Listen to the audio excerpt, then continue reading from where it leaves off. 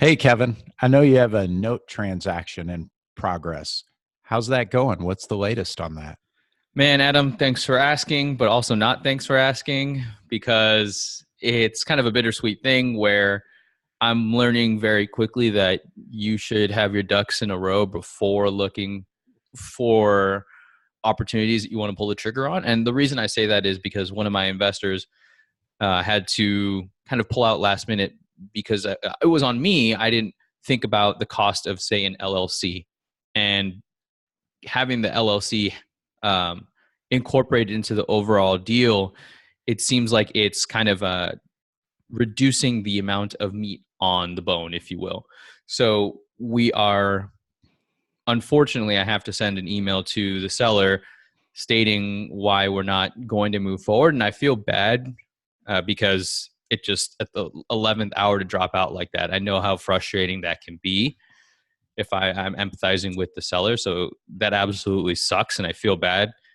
I feel terrible actually, but I'm not going to go through with the deal if A, the funding isn't there, and B, I'm not comfortable with it, especially with this massive curveball that just got thrown my way. In retrospect, I learned very, very quickly this time around that you need to have certain things in place before you move forward, especially if you're partnering up with people, what that paperwork looks like. And disclaimer, I'm not a lawyer. Adam is not a lawyer, and this isn't legal advice. This is more so anecdotal of what I'm learning in my experience. That the deal got pushed because it took us forever to get a JV. Then we were going back and forth between an LLC and just using the JV, and then we decided an LLC. But then when that was all said and done, it just calculating that in, the deal didn't make as much sense as we had once thought it was going to. So, So, for those who may not know, Kevin, what's a JV? so a JV is a joint venture agreement of some kind, and you structure them kind of uniquely between each partnership. For one example, one thing I've seen other investors do is they'll do for non-performing notes a 50-50 split. And the reason you're thinking to yourself, well, that's kind of a high split. The 50% is the investor brings all the money and then the note investors do all the work. Non-performing notes are a lot of work. So they also produce a high reward, which allows for that type of 50-50 partnership. But because it's so much work, that's what I've seen other people have talked about. And it's my understanding it's to have a JV hold up in court, basically, you need to get it drafted by a lawyer. And I think that's always the most important thing to do is go seek the proper professional advice, especially if it has something to do with legal documents. Right, right. So, obviously, there are a lot of lessons that you're learning here. I think one cool thing about the podcast Tech Guys Who Invest is we're sharing some things real time. And I don't hear this on a lot of other shows where we're actually sharing with you things we're learning as they're happening. It's very real, and I think that's kind of cool to see a couple of guys who have a day job really scrapping and clawing our way out of the rat race, and to hear some of the things that we experience as we do that. And that's absolutely our intention, is to educate along the way. I think it's fun that way because you're learning from the live raw mistakes, and Right. it sucks when you make a mistake, but you also can't be afraid to make a mistake. Yeah, I mean, this is the kind of thing you probably can't find in a book somewhere. I mean, maybe you could. I don't know, but a lot of the things that we end up talking about on this show, you can't really find in a book because it's just stuff that happens, and it's a little too detailed or nuanced to put into a book that you're going to try to sell to the masses. So, I mean, I think that's a cool thing about the show. So, for those who may not know, Kevin, I'd like to step back a couple steps and sort of help, especially listeners who aren't very familiar with note investing, understand a little more about what you've just experienced, like the structure there, sort of how it came about and what you had planned to do up to the point where it's kind of coming apart right now. Yeah, so I met this note investor through PaperStack, which is an online marketplace for buying and selling notes. I highly recommend you check it out if you're interested in buying notes. because it's just everything that you can do throughout the entire process of purchasing a note is all done online, which is pretty cool. And we're not sponsored by them, so don't think that we are. No incentives yet. Not yet.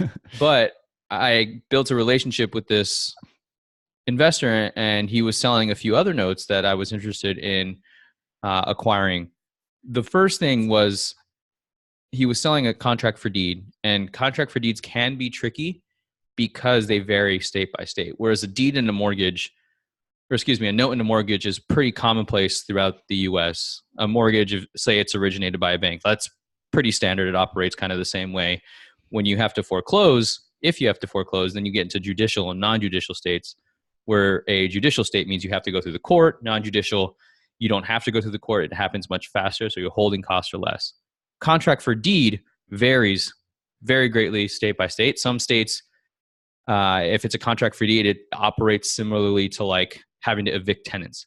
In others, it's the same. Like in Florida, a contract for deed operates the same as a mortgage. So if I had to foreclose in a contract for deed in Florida, I would still have to go through the judicial process that you would with a normal mortgage. Okay. And what I also learned is if you are doing something with your IRA, which is what I was doing, you need to get them in early on, as early in as possible whenever you're doing some type of investment transaction, because they will give you the green light on, hey, you can do this, you can't do this, because you always want to be compliant. You never want to not be compliant, even if you think you're going to get away with it. I don't think it's worth the risk. No way. Because all it takes is either some third party saying, hey, I know what you're doing isn't right and I'm going to report you, or just something going awry. And next thing you know, everything that you invested time, money, energy, resources, and built relationships around just gone up in flames. Yeah. You always have to do that on the up and up, and just keep everything above board and ethical. So I'm assuming this is a self-directed IRA that allows you to invest in some of the non-traditional types of investments like this, right? That is correct. So the self-directed IRA that I'm referring to is exactly that.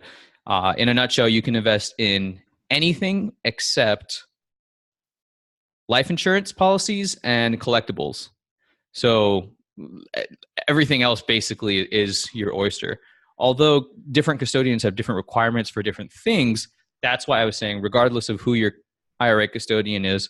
And one example would be like Advanta IRA. They're a custodian. You may just Google self-directed IRA custodians and you'll find a whole list of them. But regardless of who you have, make sure you bring them on as early as possible, because they'll tell you whether it is possible, and if it is, how so, and how to stay compliant. Because the last thing you want is the IRS to come knocking on your door saying, hey, we don't like what you're doing. Yeah, you do not want that. Okay, so you were using your self-directed IRA. You connected with an investor who you were attempting to partner with, contract for deed. Correct. And then what happened from there? Yeah, so the contract for deed. So first of all, if I was to use my IRA, there were certain processes that I have to follow. Like basically, I would have to using my IRA, I'd have to purchase the property and then issue a new mortgage to the existing borrower, so that I could get title insurance on the property. And that I didn't know that was a thing until I had to find out that it was a thing. So that's why I highly recommend, if you're using a self-directed IRA, make sure that whoever needs to be informed is informed throughout the whole process. And so the borrower would be the person who currently is making mortgage payments on this house right now, correct? That is correct. Because the seller of the note or the CFD, their LLC is what's on the title. Gotcha. Okay. And in order for me to take that position, I would have to buy the asset, reissue a new mortgage with the borrower. I didn't know that it was a thing until, like I said, I kind of had to face it. And I was like, oh, crap, that's okay. I learned something new today. So were you prepared to deal with that? I was, and we were coming up with different scenarios where we would still be compliant and still be able to get the deal done. Okay. That's where the joint venture came in. We were talking about the investor and I were going to go 50-50 on it. 50 for 50 of everything. And we needed a document in place to say, hey, this is how it's going to get split up. This is how we're going to do things like a tiebreaker. If he and I disagree on something, we needed a third party.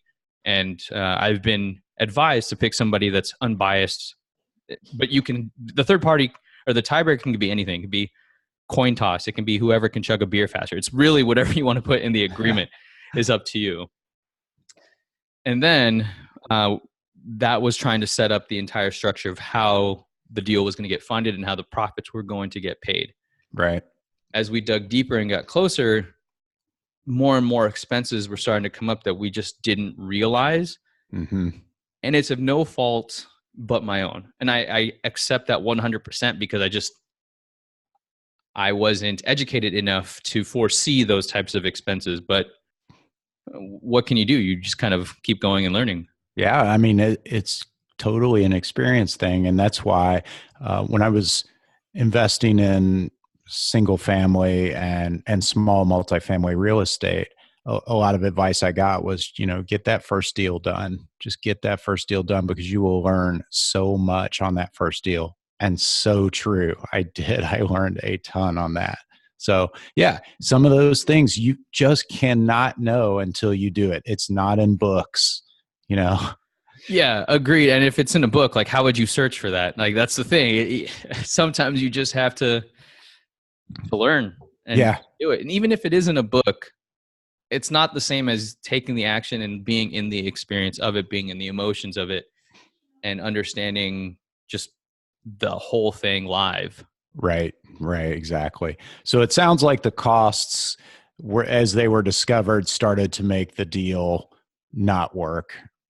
Precisely. That was a big issue. And the investor was starting to realize the things that could go wrong, which I totally understand. And for example, with the contract for deed, if we had to foreclose, what happens? Who do we have in place? And this is where kind of building a team is huge, right? And that comes from networking, just constantly, hey, I have questions. It could be as simple as that. This lawyer that I've been working with, I've just been asking him questions. He's been awesome. I'm definitely going to send him a thank you card when it's all said and done, just because that's kind of the type of person I am. I want to keep that relationship going, keep it full, and maybe I'll send a gift card of some sort too. I don't know. Yeah, that'd be a nice touch. Exactly. Yeah, absolutely. Okay, great. Yeah, thanks for sharing the story, Kevin. I think that's really valuable for others to hear what you're experiencing and to be able to learn from you and I as we grow. Yeah, you can't be afraid, I think, to take action. There's that fear of failure, and you're gonna fail. These things are going to happen. You won't know everything, and that's where asking the right questions come into play, talking to the right people, networking, listening to podcasts. But it's okay when these things happen because that's just life. That's how we learn. Exactly. Well, thanks for asking all about that, Adam. It's nice to get it off my chest and vent about it, but it's also an awesome experience to educate our listeners too. Yeah, absolutely. You'll look back on this transaction when you're out of the rat race after you've done multiple others and realize that the valuable lessons you learned help you get where you are. Agreed, 100%.